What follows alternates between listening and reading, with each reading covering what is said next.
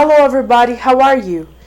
Gente, eu não consegui, transmitir a live ao vivo e por isso eu vou estar fazendo aqui um aulão de revisão, tá? Eu tenho uma novidade pra vocês, gente. Tcharam! Agora temos um quadro, tá bom? Fica até melhor, de dar os conteúdos.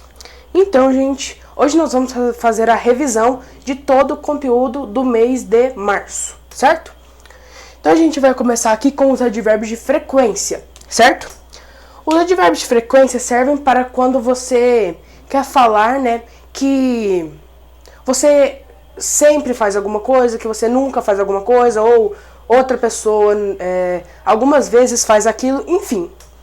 Então vamos ver aqui, eu trouxe 3 porque já tem aula disponível aí no feed, certo? Então a gente vai ver apenas 3. Vamos começar com o 0%, que é o never, nunca. 50%, sometimes. 100%, always, ok? E aqui eu trouxe algumas frases, as sentences. Vamos analisar. Peter never drinks soda. Peter é o sujeito. Never, o advérbio de frequência, certo? E drinks soda. Drink, que é o verbo, E lembrando, gente, quando tiver na terceira pessoa do singular, tem que ter o Szinho ou o ES no verbo principal, tá bom? E o soda aqui, que é o refrigerante. Então, Pedro nunca bebe refrigerante, certo? Então, vamos analisar aqui a segunda frase.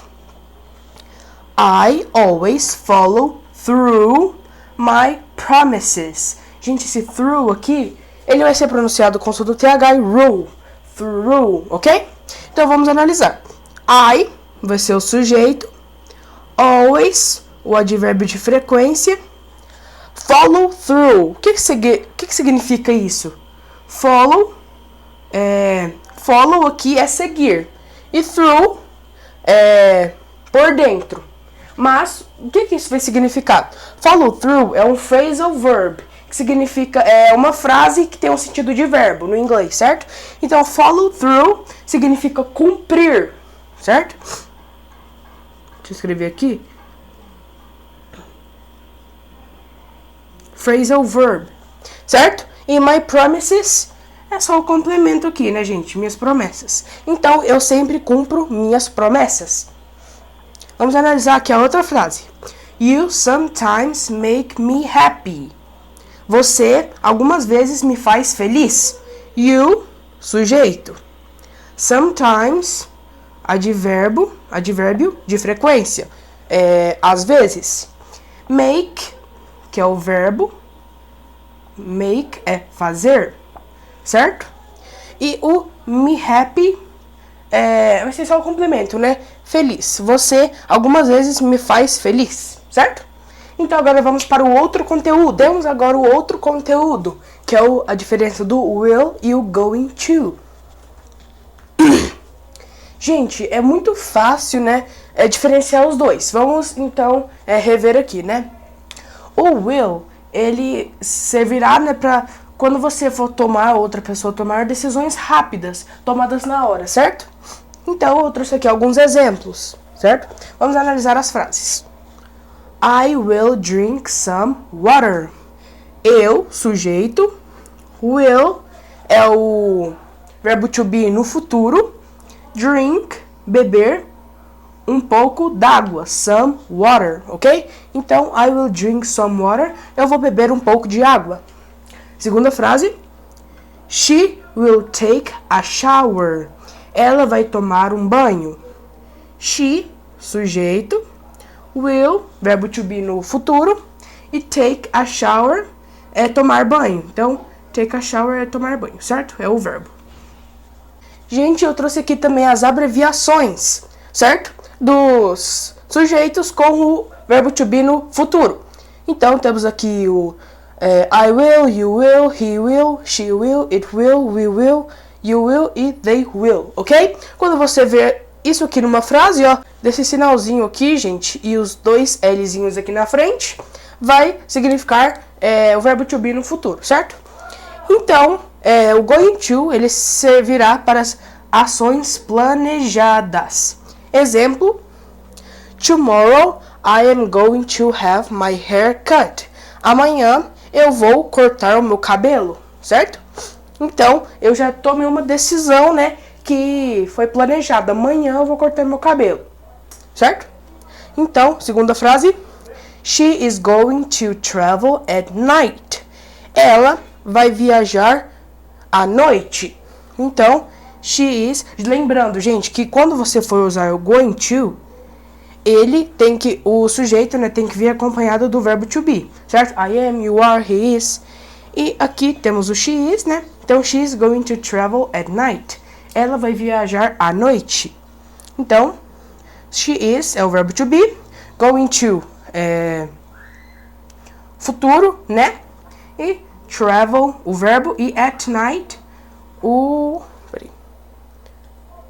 advérbio de tempo, né? Então, agora vamos para o outro conteúdo. Agora temos o outro conteúdo, que são os quantifiers, que são os quantificadores. Vamos ver aqui os três, né? Eles são usados para indicar a quantidade de algo. Primeiramente, temos many, que é contável. Temos much, que é incontável. E a lot só, ou a lot of, que é contável e incontável, certo? Então, vamos ver aqui. Eu trouxe duas frases para cada quantificador, então vamos analisar. Many, contável. There are many people there. Tem muitas pessoas lá. Gente, uma dica aqui, para vocês saberem quando é contável, né? É quando depois do quantificador, né? Que aqui no caso é many. Logo depois... a palavrinha aqui, ó, o substantivo, for no plural. Por exemplo, aqui é people, então, pessoa, certo? Então, a gente vai usar many. Então, there are many people there. Tem muitas pessoas lá, certo? Agora, vamos ver a segunda sentença. How many apples do you need? Quantas maçãs você precisa? Aqui, nós podemos ver que o substantivo no plural é apples, né? Tá no plural, então eu vou usar o many, certo? Porque esse how many? Esse how many, ele vai significar quantas, tá bom? Porque tá no plural, certo? Então, a gente vai usar o many no plural, certo? Quando for contável. Much é incontável. Vamos ver as duas frases que eu dei aqui. How much is this? Quanto é isso? Aqui o how much também, ó, gente. How much vai perguntar quanto, certo? Quanto no singular. Quanto é isso? Certo? Por que que eu vou usar how much se o isso é contável, né? Porque how much? How much é quanto, então se remete ao dinheiro que não é contável. Por mais que a gente conte as cédulas, não é contável, tá, gente? A gente não fala 2 dinheiros, não. A gente fala 2 cédulas de dinheiro, certo? Então, vamos aqui na outra frase. I drank so much water. Eu bebi, o verbo aqui é drink, só que tá no passado, então drank. So much water, muita água. Então, eu bebi muita água. A água não é contável, então much, certo? Agora vamos pro a lot ou a lot of. Esses dois significam muito ou muitos, certo? Então, eles vão servir para os substantivos contáveis e incontáveis. Vamos ver a primeira frase. He ate a lot of meat. Ele comeu muita carne. Carne é incontável, então a gente pode usar a lot of, ok? Ok? Então, ele comeu muita carne, a lot of, certo? Vamos para a segunda frase. It rained a lot. Qual que é a diferença de a lot of para a lot? O a lot vai vir no fim da frase, tá, gente? E esse aqui vai ser usado quando tiver o substantivo aqui juntinho dele, certo? Então, it It rained a lot. Choveu muito, certo? Então agora vamos para o outro conteúdo. Agora nós veremos o I would like, ok? Gente, o I would like é usado em restaurantes, hamburguerias e etc, certo? Então, ele é usado para pedir alguma coisa. Quando aqui no português a gente fala eu vou querer um hambúrguer. Então no inglês ficaria I want a burger, certo? Não, gente. Want é uma maneira rude, entre aspas, de falar, né? Então a gente vai usar I would like, certo? Eu trouxe 4 frases aqui. I would like a salad. Eu gostaria de uma salada. I would like a burger. Eu gostaria de um hambúrguer. I would like a drink. Eu gostaria de uma bebida. I would like a bottle of water. Eu gostaria de uma garrafa de água. Certo? Então vai ser nesse quesito que o I would like será usado, tá bom, gente? Agora, gente, nós iremos ver o can e o could. Gente, essas duas palavrinhas, né? Elas significam pode, né? Conjugado no sujeito, certo? E poderia. Pode é can e poderia é could, certo? Então vamos ver algumas frases.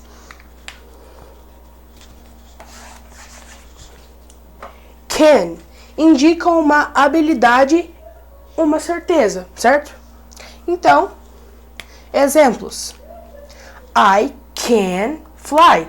Eu posso voar. Então eu estou indicando uma habilidade, né? Uma certeza. Eu posso voar, certo? Então, I can ride a bike. Eu posso pedalar. Uma habilidade, né? De pedalar. I can draw. Eu posso desenhar, certo? Gente, olha aqui. Quando tiver o sujeito he, she ou it, certo? A gente não vai utilizar o Szinho aqui na frente. Por exemplo, he can fly. Não seria he can flies. Não, vai ser he can fly. Quando a gente for utilizar essa palavrinha aqui, certo? Então, quando a gente for usar o can, o verbo principal, quando o sujeito for he, she ou it, não vai precisar de nenhum S, IES ou ES, certo? Então, o can vai indicar uma habilidade ou uma certeza. Agora, o could vai indicar uma possibilidade e uma incerteza. I could fly. Eu poderia voar, certo? Eu poderia voar. I could ride a bike. Eu poderia pedalar. Então, eu poderia fazer alguma coisa. I could draw. Eu poderia desenhar. Certo, gente? Então, essa é a diferença entre o can e o could. Agora, nós iremos ver as prepositions of place, as preposições de lugar. Primeira preposição, in. Vai ser usada quando alguém estiver em um lugar pequeno, certo? On. Vai ser usada quando alguém estiver em algum lugar ao ar livre, descoberto, certo? E o at, um lugar grande. Vamos ver o in. Algumas frases com in. She is in her bedroom. Ela está no quarto dela, certo? O quarto é um lugar pequeno, então in. I am in the basement. Eu estou no porão. O porão é um lugar pequeno, então in. Certo? O on será usado, né, quando alguém estiver em algum lugar ao ar livre ou descoberto. Então, he is on Portugal Square. Ele está na Praça Portugal.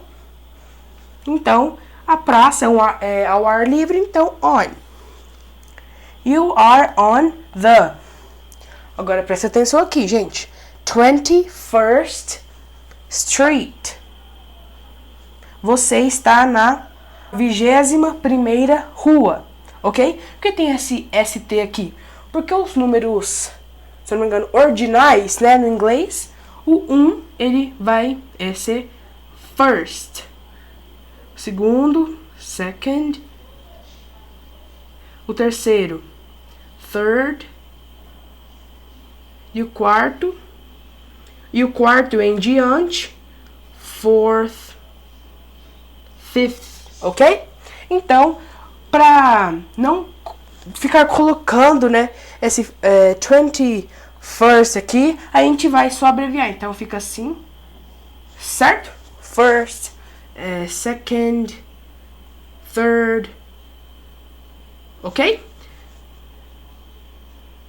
Então, quando o último número, o númerozinho aqui, for um número ordinal, né? Você vai ter que usar essas abreviaçõezinhas em cima aqui dele, tá bom? Então, você está na 21ª rua. At. I am at the mall. Eu estou no shopping. Então, o mall é grande, então at. He is at home. Ele está em casa. Home é um lugar, não precisa ser grande, tá bom, gente? Mas tem que ter um lugar que tem vários, né, que tem vários lugares dentro. Por exemplo, home, a casa, tem vários cômodos. Então, at, certo? Agora nós vamos ver o there is e o there are, ok? Primeiramente, a gente tem que saber a tradução deles. There is e o there are é tem, tá bom? Mas não tem de posse, eu tenho que há algo ali, certo? Então, o there is vai ser usado quando tiver apenas uma coisa em algum lugar. E o there are será utilizado quando tiver mais duas ou mais coisas em um certo lugar. Então, vamos ver aqui, trouxe duas frases. Aqui, primeiramente, there is a car in the garage. There is a car in the garage. Tem um carro na garagem. Segundo, there is a pool on the backyard. Tem uma piscina no jardim. Mas esse jardim aqui, gente, é a área de lazer, né? Porque back é atrás e yard é jardim. Então, atrás da casa, né? Certo? Então, there is vai ser utilizado apenas para uma coisa. O there are, duas ou mais coisas. Vamos analisar. There are 2 bottles of water in the fridge. There are 2 bottles of water in the fridge. Tem 2 garrafas de água na geladeira. Então, there are 2 garrafas de água, certo?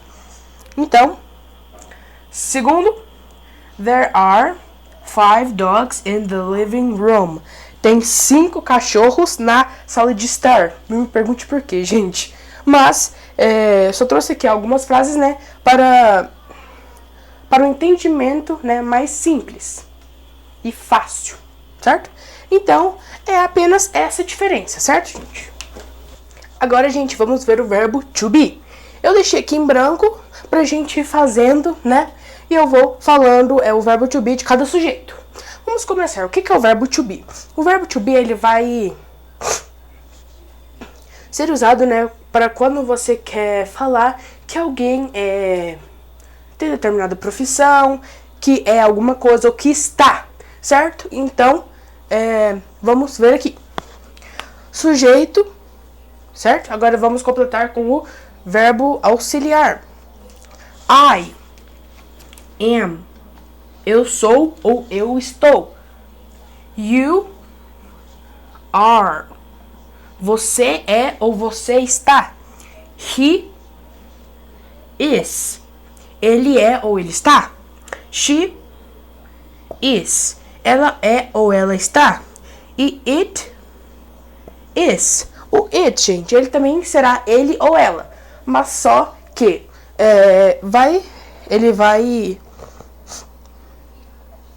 ser usado, né, para indicar fenômenos da natureza, objetos, animais, enfim, certo? Então, we are. Nós somos ou nós estamos. You are. Vocês são ou vocês estão. E they are. Eles estão ou eles são, ok? Então, gente, esse é o verbo to be. Gente, agora nós vamos ver o present continuous, que é o presente que tem uma continuidade, certo? Em que eu trouxe o mesmo quadro do verbo to be. Por quê?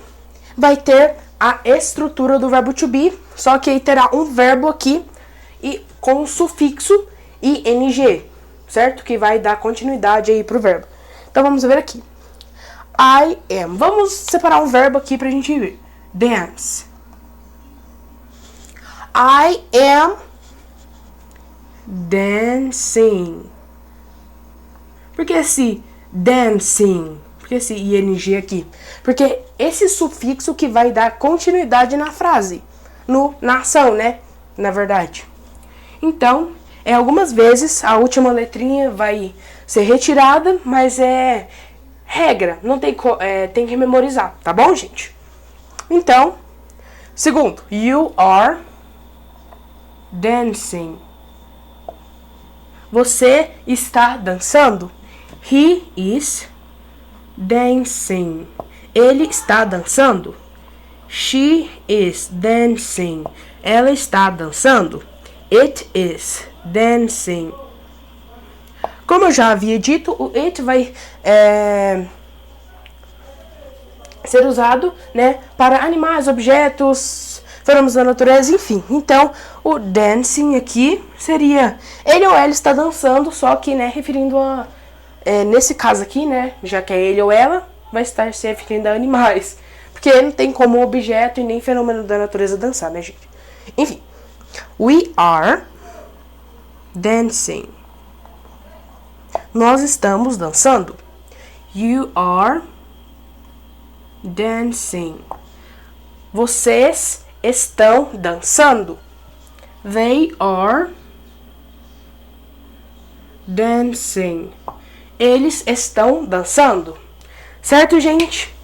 Então, gente, esse foi o aulão de revisão, né? Então, muito obrigado por ter assistido e bye bye!